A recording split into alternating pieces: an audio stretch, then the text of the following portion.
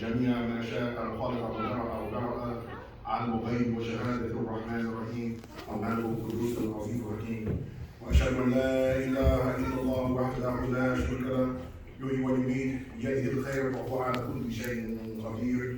وأن محمدا عبده ورسوله أرسله بالهدى ودين الحق ليظهره على دين كله ولو كره المشركون. السلام عليكم ورحمة الله تعالى وبركاته. وعليكم السلام ورحمة الله وبركاته. قال الله تعالى في كتابه الكريم أعوذ بالله من الشيطان الرجيم بسم الله الرحمن الرحيم. يا أيها الناس قد جاءتكم موعظة من ربكم وشفاء لما في الصدور وهدى ورحمة للمؤمنين. It says, O mankind, there has come to you a wise reminder and a cure for that which is in the breast, and a mercy for the believers, and a guidance for them. Inshallah ta'ala, today I would like to just offer a few words in the spirit of that word, ma'ida, in the ayah, which means exhortation. Ma'idatun is not exhortation, it's advice, it's a wise reminder. But it also means to give counsel with a purpose. And inshallah ta'ala, the purpose today is to remind brothers of the state of the end of affairs.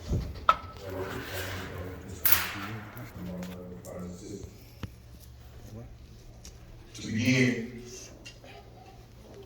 I'm going to say that before we can give advice, before we can do anything, before we start any affairs, the intention has to be clear. All right? It's Shehu Husayn, Fodiawa Spiritual. He said it's not Ateequ. He said he rectified your intentions. He always rectifies intentions in order to make sure that every action and word that came out of his mouth was in accordance with the Sunna, was in accordance with the truth, in accordance with the Kitab and Shabazz. Allah's Messenger sallallahu alaihi wasallam would say, "Innamal a'malu binniyati." Actions are judged by their intentions. And every man has what he's intended.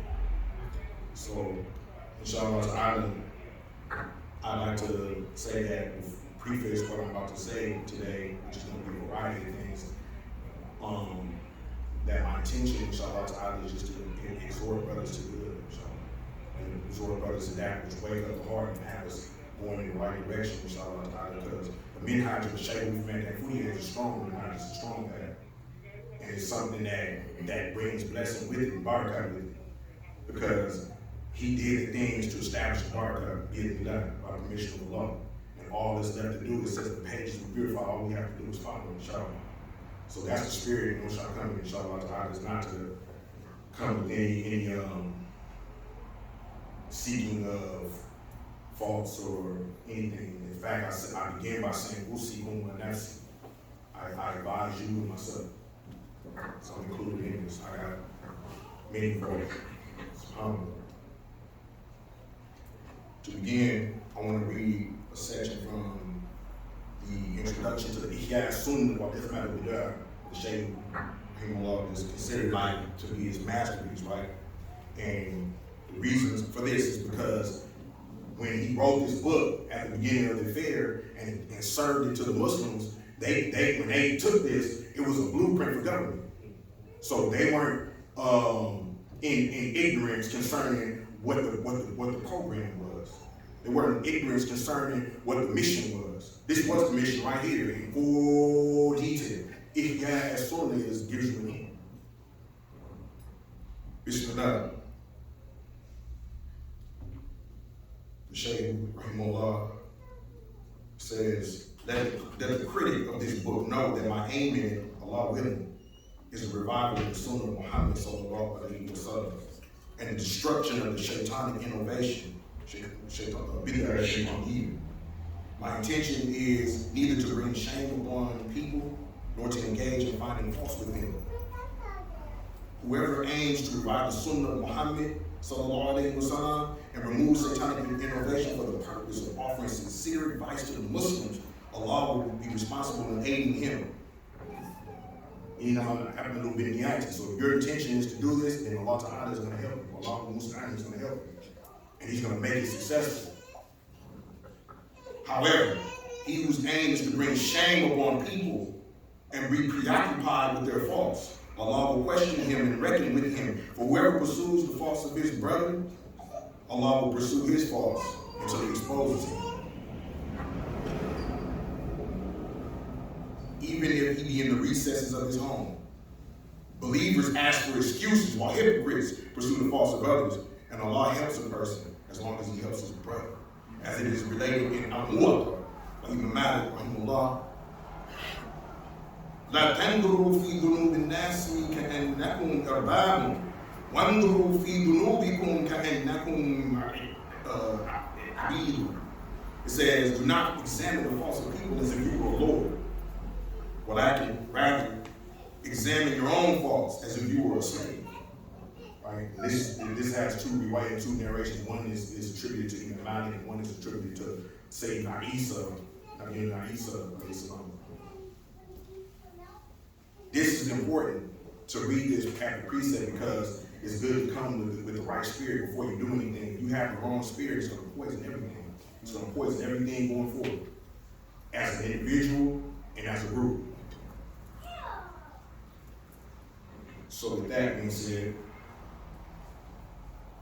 the purpose of the Minhaj of the Shehu Husayn and Fodiawa at the beginning and outset of his mission was Ihya Sunna,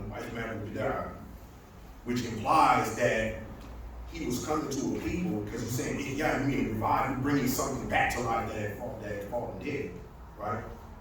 It became it lost vibrancy, it lost vitality, which implied that it existed prior to you coming. In this society that the Shehu Rahimahullah Ta'ala approached, these people were Muslimun.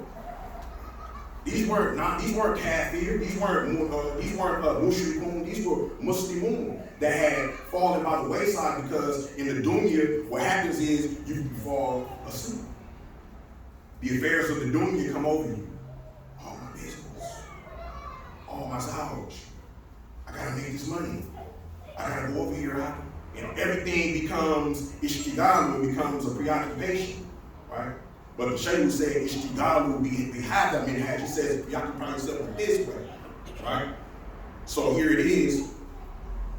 When he saw that the people that fallen asleep, this is now prior to this day, fallen asleep prior to him because of the passage of time. And this is just a evidence of the Sunnah of Allah, Sunnah to Allah, right?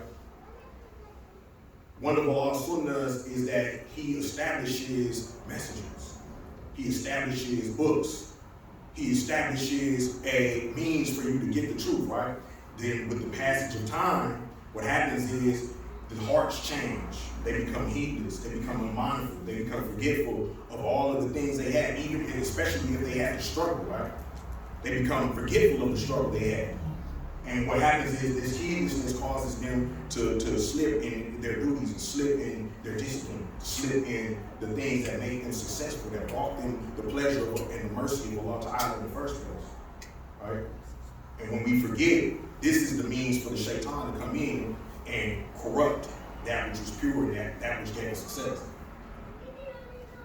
So he came and he said, and he started a program of reviving the Sunnah. The first thing he did, he said he was going to attack the Ateequ, the Ateequ, which was beautiful, that Hajj Aliyu, may Allah preserve him, came out and spoke about Usul-ud-Din, right? This is the first thing the Shehu Rahimahullah was focused with. The Usul-ud-Din, why? Why? Because it had that Ashraful Ulum. He said this is the most noble of sciences. Why? Because of the subject matter, which is what? Al-Ilahiyatu Allah. And everything under it still leads back to Allah. So the secret in that, and the Shaykh revealed within his in the commentary to that, he said that if you see anomalies within the behavior of a people, you can trace it back to their understanding of the Usul-ud-Din. Because people fall into four categories. They fall into 4 categories. One is the absolute believer. And I'm saying, and I know I'm saying I'm out of order, but inshallah, I'm going to hit the 4 categories. General. One is the absolute believer. 2 is the absolute disbeliever. 3 is the disobedient believer, right?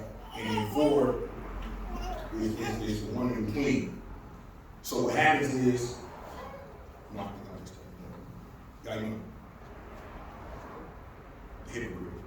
hypocrite. They're characterized by their states, right? But guess what else they're characterized by? The Sheikh said that they're characterized by their understanding of the Usul al-Din. This is why at the outset, Usul al-Din is important, because what it does is it focuses and centers the mind, the function of the mind. Islam, Iman, Ihsan. Islam focuses on the body, discipline in the body. We gotta go, we gotta pray, we gotta lock in, we can't eat haram, we have to fast, we got to take our bodies to the Hajj to give Allah what He is due. We have to go to the masjid, we have to marry, we have to bury, we have to do all these things concerning the body. Why? Because it's a discipline, which leads to Iman, but Shehu will start with Iman first, because he said that everything starts on the Iman. Iman is the state of the mind understanding the reality of things. The reality of La ilaha illallah. The reality of Muhammad Rasulullah sallallahu alaihi wasallam. This understanding of the reality of those 2 statements is what motivates the body into action. And he says this is where the categories of believers come in. Everybody's not the same, right? Allah Ta'ala said in the Quran, He said He created us in darajat. He said He created us in ranks. So if anybody tells you that we're the same, just point to the Quran, right? He said that within these darajat, within these categories of believer, you recognize them by their qualities of their understanding.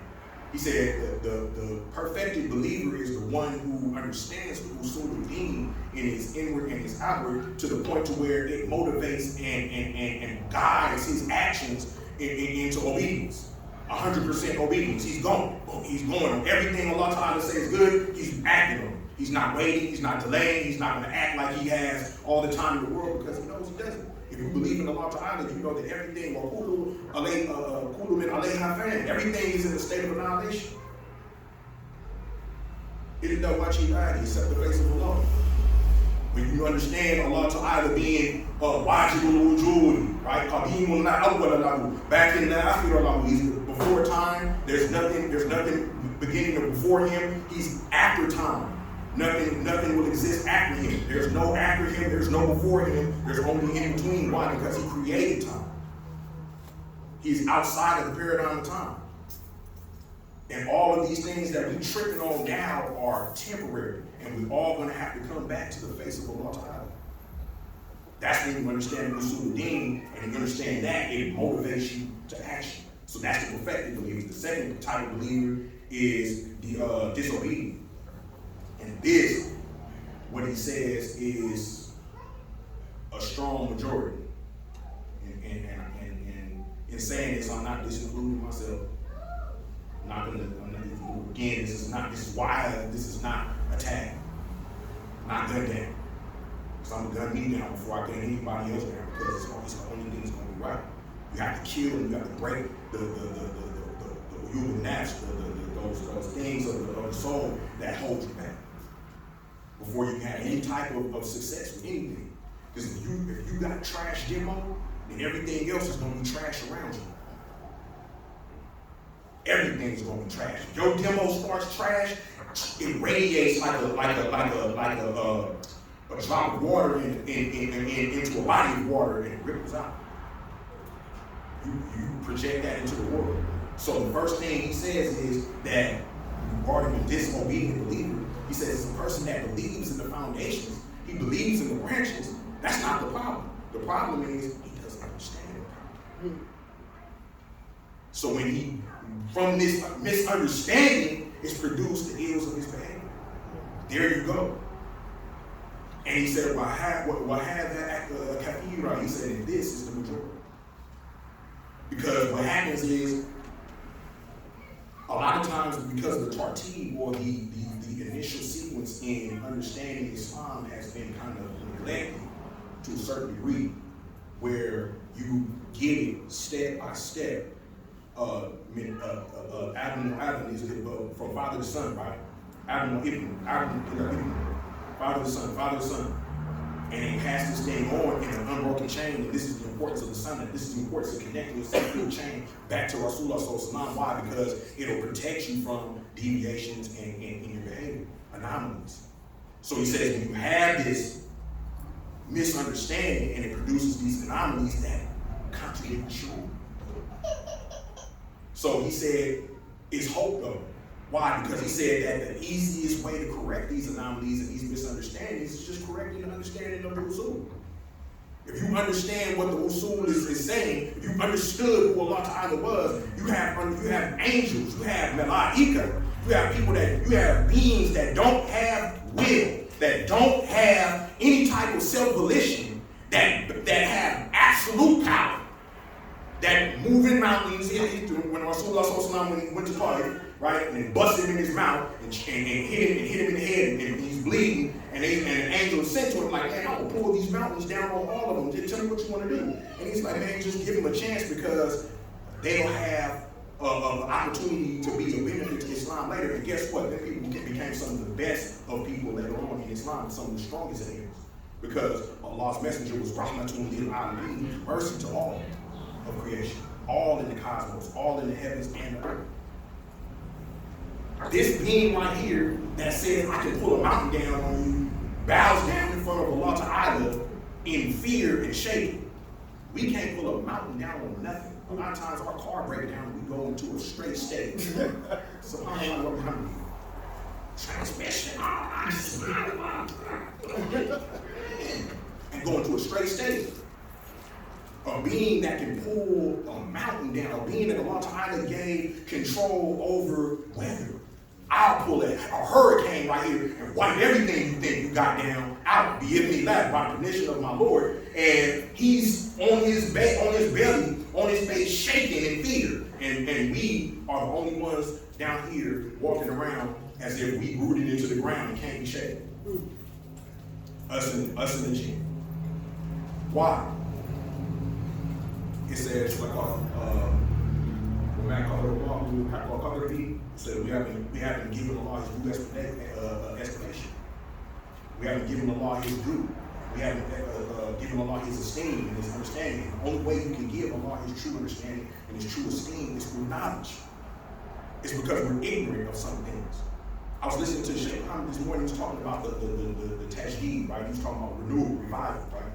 And he was saying that one of the qualities of tajdeed, when you reviving something or renewing something in the deen, tajdeed al-deen, he was saying that the first step is removal of ignorance.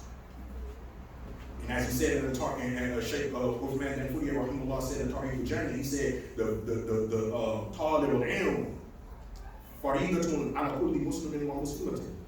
Right? He said the search for knowledge is the obligation on every Muslim man and woman. Why?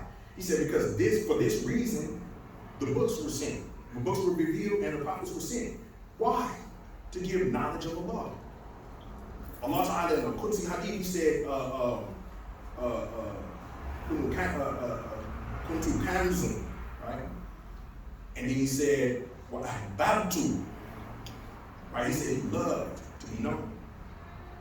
A lot of times they translate that hadith as desire.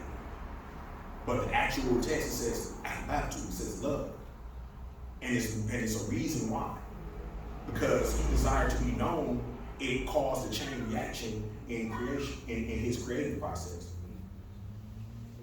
From that love came the Nur Muhammad sallallahu alaihi wasallam. Right? Because what in read Ta'lim al-Anam, what did he say? He said, Ya Rasulullah, what was the first of creations? He said, Nur Nabiyuka, Ya Jabir. The light of your prophet, O Jabir. And then you go through the hadith and he gives the classifications of everything that was created from this one light right here. Why? It's because this light right here represents the entirety of the perfection of creation. That's why I got up here and said, The only one that's perfect is the Insano Pioneer, the one who came before. Right? Al-Mustafa is the only one that's perfect. From Malik Tadahu fi Safa. Right? Whoever follows him in his behavior, Safa becomes purified. This is the whole point of the exercise, Akeem.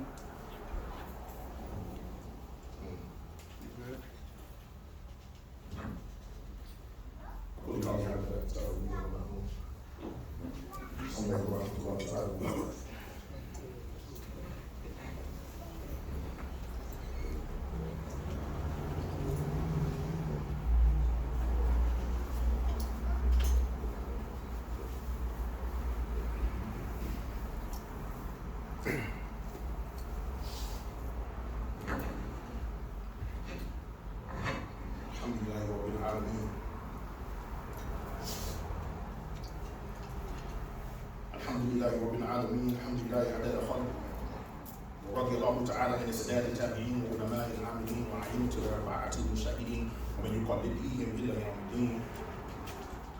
إن الحمد لله نحمده ونستعينه ونستغفره ونعوذ بالله من شرور أنفسنا ومن سيئات أعمالنا.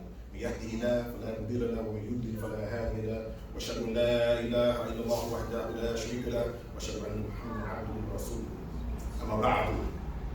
So, to continue, the first thing you want to do if you're going to start talking about going and doing the work, you have to get the knowledge of what you're doing.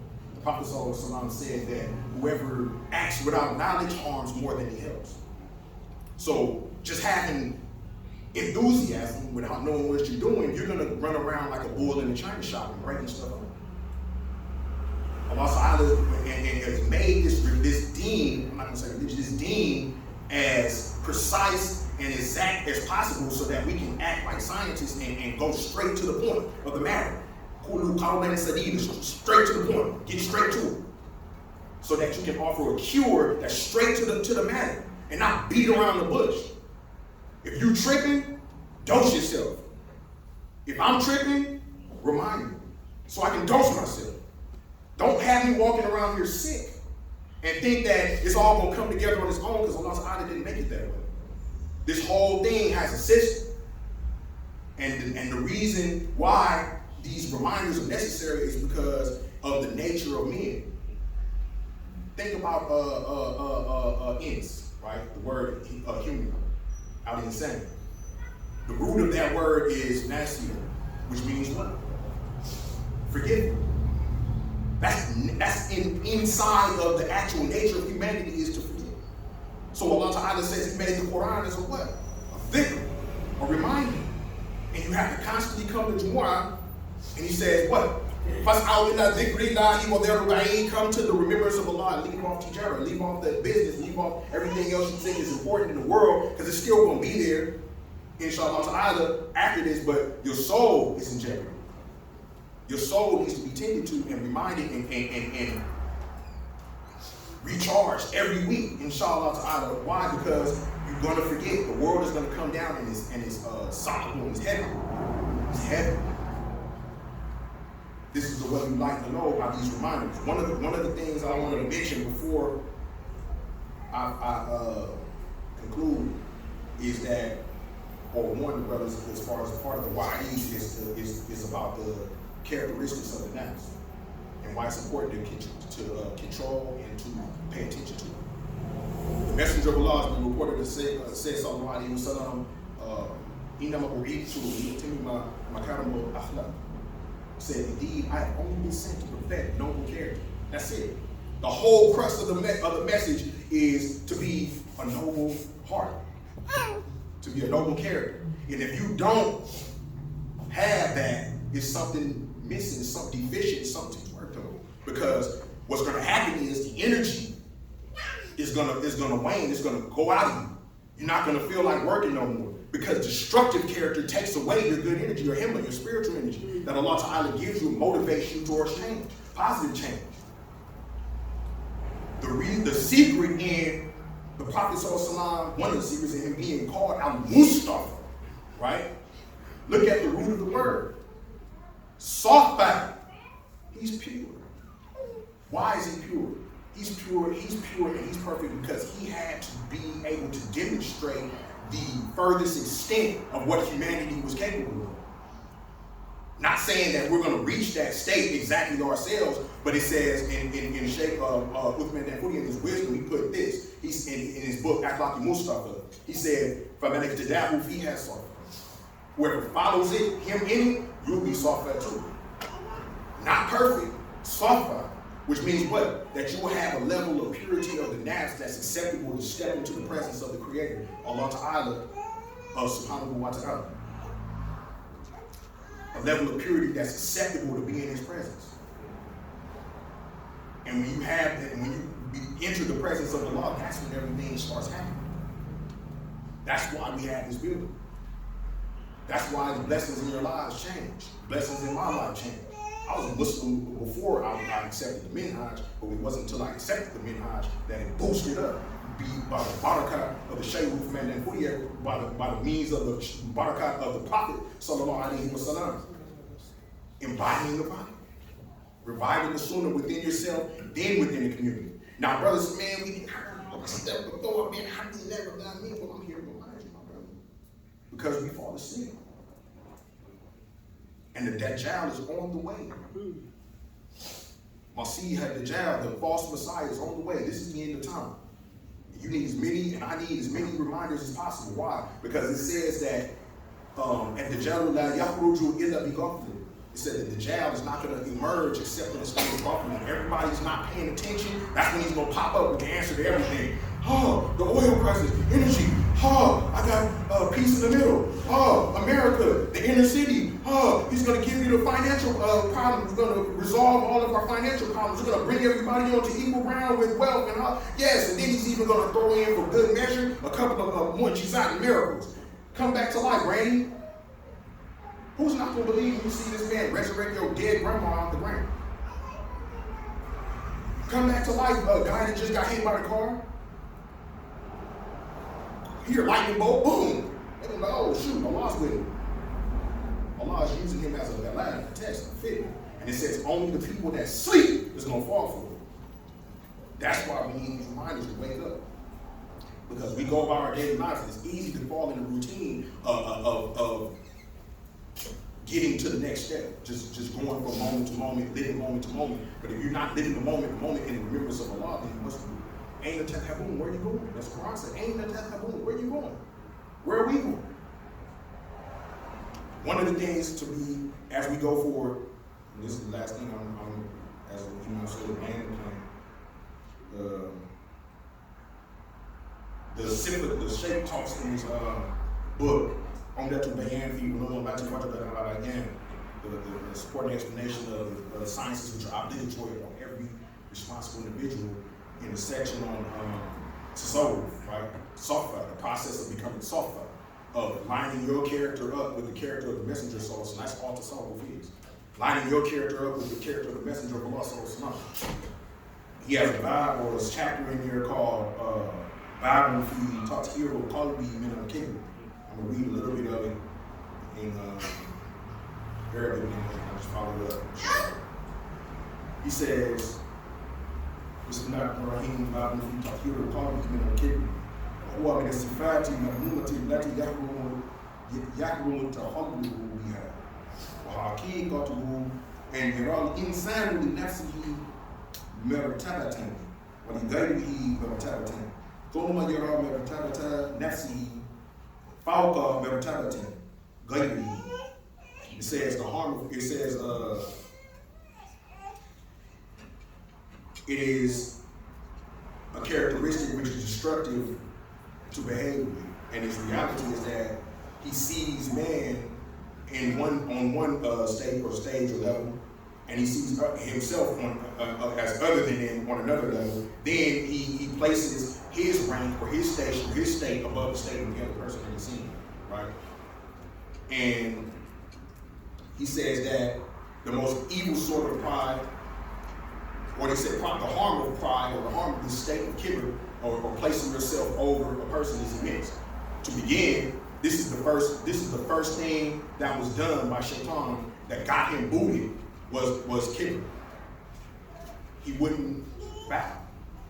He wouldn't lower himself even in front of Allah Ta'ala, and he had fought and scraped, and this is the thing I wanted to tell the brothers, like we can do jihad all day long. And I'm saying jihad be called wakalam for anybody I'm not talking about the gun and the sword. But you do all this struggle and all this work in the way of Allah. Charity, I give charity, I go read to children, I go give out food, mashallah. However, you can destroy it all with kibr because you won't bow or obey. The way the shaitan did. He was one of the strongest Abid in the universe at the time. He was getting up and praying. It says it's not a station or a piece of land on the earth that he had prayed on. And he was getting cracking in the wars with the jinn, with the former. It's another race of jinn that was like a more primitive one that wasn't really cool. And the angels and the Muslim jinn had to constantly go down there and smash them because they were doing fawahish. They were doing foul, evil deeds. And making. That's why the angels, when they questioned Allah Ta'ala when he said he's creating man, they were like, here we go again. They said, but they didn't know. It wasn't out of arrogance and ignorance. They just said, man, will you create one who's gonna shed blood in the land and while we sanctify your name, so I know that what you know now. Because they've been through the wars. Now in these wars, the shaitan was putting his work in. And he had got his rank raised elevated so high that he even was able to physically go into the Sama in the heavens, right? So now he's in the heavens worshiping. He's among the Maliki. He's worshiping. He's alhamdulillah. He's pious. He's doing everything. This is before the test comes. And then boom, the creation of Adam. And he says, told him the Ishju, and it says Fasajadu illa Iblis. Kafaru was stakbaru.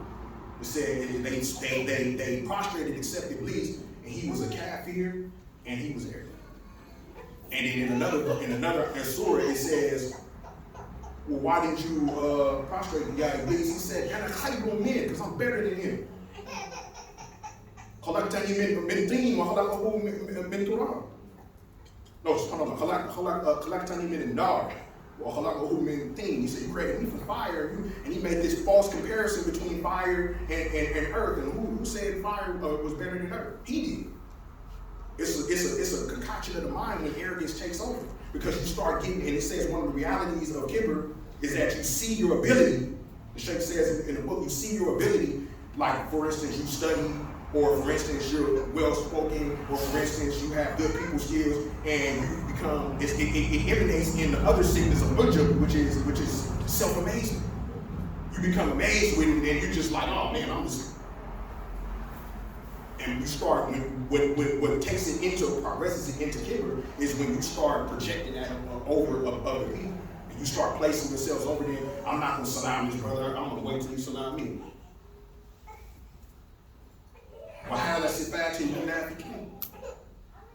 This is the qualities and characteristics of the munafiqun, the people that hide disbelief under their belief. That we have to be careful, because the shaitan was doing that. He was hiding disbelief under the belief. He was up in heaven like that. It's not on earth. He was up in heaven doing this. His whole story is taking place in Jannah. So how unsafe are we down here? So he says, the most evil sort of pride is that which prevents the proud person from benefiting from what Allah Ta'ala has obligated on the service of knowledge and accepting the truth. Then pride induces a person to violate the commands of Allah, because a proud person, when he hears the truth from a servant and wants the service of Allah, he scorns accepting it and does his utmost to repudiate it. How many times you see somebody who just want to help the brother or the sister, man, and they become first they'll tell you, I'm not no I'm a ruler, but when it comes to the things that they not still want to let go, they become faqihs. Oh man, I'm the figure of whatever is around right there. I know all the rulings, I can give you all this scholar, Sheikh, Yahoo, been Google, been Wikipedia, they gonna go into the whole thing and give you everything, but no, it's all it is the master just not wanting to submit, because that pride, that arrogance, you can place yourself up here, and it's like, man, first of all, to begin, who is this person to say anything to me? Because you place yourself, the reason what the thing that's preventing the acceptance of knowledge is you just like me. It's a polarization. It's a lowering in the qualities of people. And what you're doing when you do that, what I'm doing if I do that, is taking away Allah Ta'ala's blessings that he's given each of his servants. And you're not recognizing that creation. That's where the shaitan failed. He didn't recognize that special spark that Allah Ta'ala placed in him when he yunfiqhu, the ruh. He didn't see it because he was ignorant. And he stayed ignorant on purpose and became kafir, became mustakbir. And then, he became cursed. Because when you get trapped in a certain state at a certain time, Allah Ta'ala will curse you. Why not even have it? When we seek refuge from Allah from this. I'm going to stop here. Anything I've said that is a benefit, is true. Anything I've said that is a harm from the nasty is to that which is evil.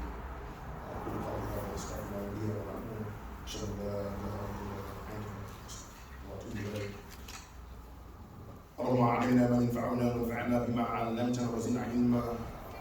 اللهم اغفر لنا ما قدمنا وما اخرنا وما اسررنا وما انت اعلم به منا ونعوذ بك من فتنه المحيا والممات ومن فتنه القبر ومن فتنه المسيح الدجال ومن عذاب النار رسول المصير. سبحان ربك رب العزه عما يصفون وسلام على المرسلين والحمد لله رب العالمين. الله أكبر الله أكبر أشهد أن لا إله إلا الله أشهد أن محمدا رسول الله حي على الصلاة.